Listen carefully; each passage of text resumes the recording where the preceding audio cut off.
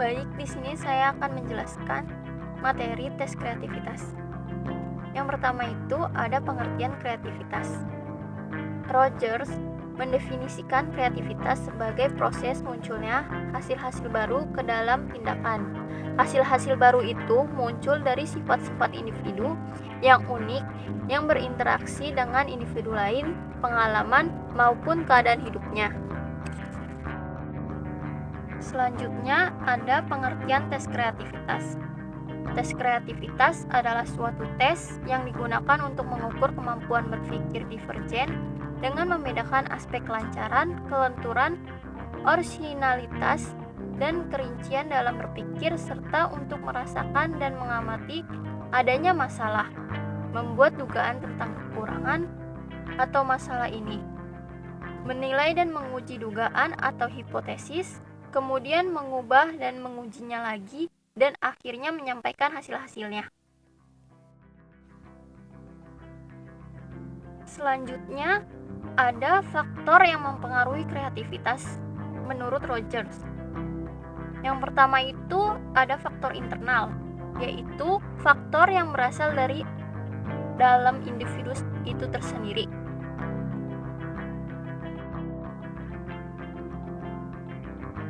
Faktor internal individu. Yang pertama itu ada keterbukaan pengalaman. Keterbukaan pengalaman ini adalah kemampuan menerima segala sumber informasi dari pengalaman hidupnya sendiri dengan menerima apa adanya tanpa ada usaha defense, tanpa kekakuan terhadap pengalaman-pengalaman tersebut. Dengan demikian, individu kreatif adalah individu yang mampu menerima perbedaan. Yang kedua itu evaluasi internal, yaitu kemampuan individu dalam menilai produk yang dihasilkan, ciptaan seseorang yang ditentukan oleh dirinya sendiri, bukan karena kritik dan pujian dari orang lain, walaupun memiliki individu tidak tertutup dan kemungkinan masukan dan kritikan dari orang lain.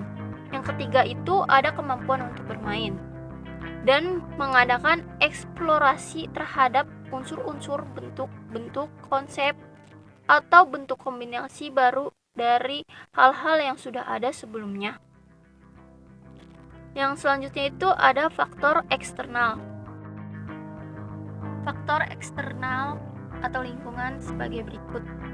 Yang pertama itu ada tersedianya sarana kebudayaan, misal ada peralatan, bahan, dan media. Yang kedua itu adanya keterbukaan terhadap rangsangan kebudayaan bagi semua lapisan masyarakat.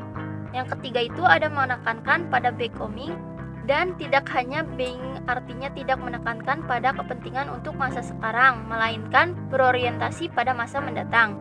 Yang keempat itu memberikan kebebasan terhadap semua warga negara tanpa diskriminasi, terutama jenis kelamin. Yang kelima itu ada kebebasan setelah pengalaman, tekanan, dan tindakan keras, artinya setelah kemerdekaan diperoleh dan kebebasan dapat dinikmati. Yang keenam itu ada keterbukaan terhadap rangsangan kebudayaan yang berbeda. Yang ketujuh itu adanya toleransi terhadap pandangan yang berbeda. Yang kedelapan itu adanya interaksi antara individu yang berhasil. Dan yang terakhir itu adanya insentif dan penghargaan bagi hasil karya kreatif. Sedangkan lingkungan dalam arti sempit yaitu keluarga dan lembaga pendidikan. Di dalam lingkungan keluarga, orang tua adalah pemegang otoritas sehingga peranannya sangat menentukan pembentukan kreativitas anak. Lingkungan pendidikan cukup besar pengaruhnya terhadap kemampuan berpikir anak didik untuk menghasilkan produk kreativitas, yaitu berasal dari pendidik. Selanjutnya, ada faktor yang mempengaruhi kreativitas menurut Harlock.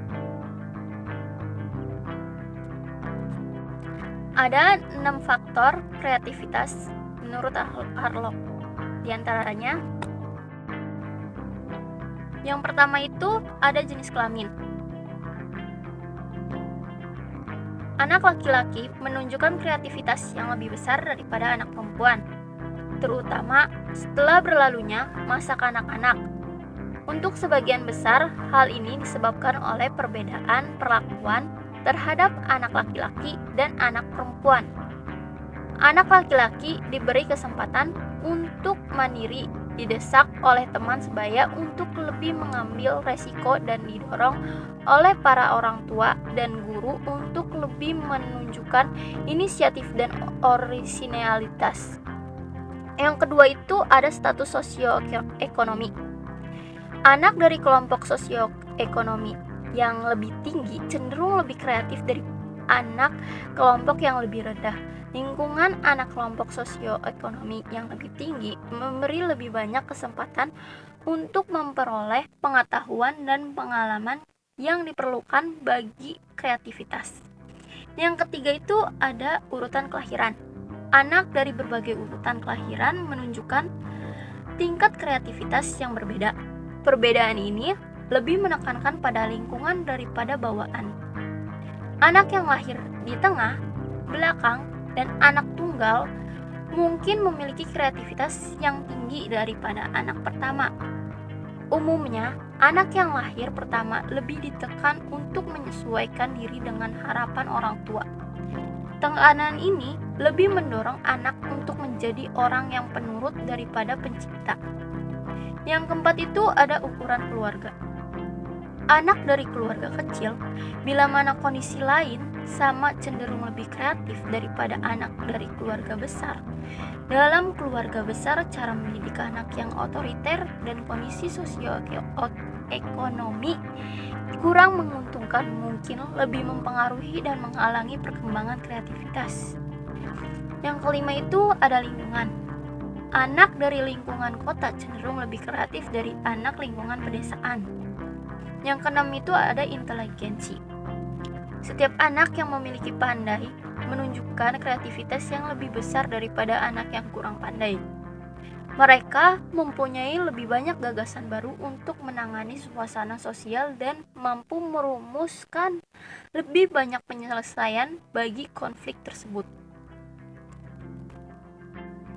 Selanjutnya ada macam-macam tes kreativitas.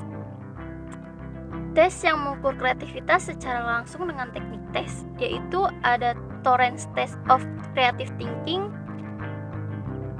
atau TTCT, tes kreatif verbal TKF, tes kreatif verbal TKF juga. Ya. Terus yang kedua, ada tes yang mengukur unsur-unsur kreativitas, terdiri dari dimensi kognitif atau berpikir kreatif. Yang kedua itu ada dimensi afektif atau sikap dan kepribadian. Dan yang terakhir itu ada dimensi psikomotor atau keterampilan kreatif. Yang ketiga,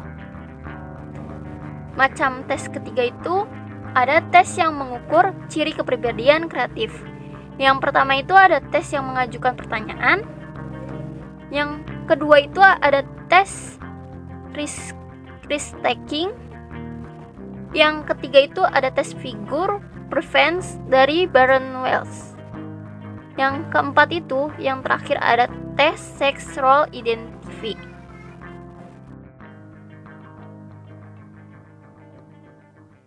Demikian penjelasan dari saya. Kurang lebihnya mohon maaf. Wassalamualaikum warahmatullahi wabarakatuh.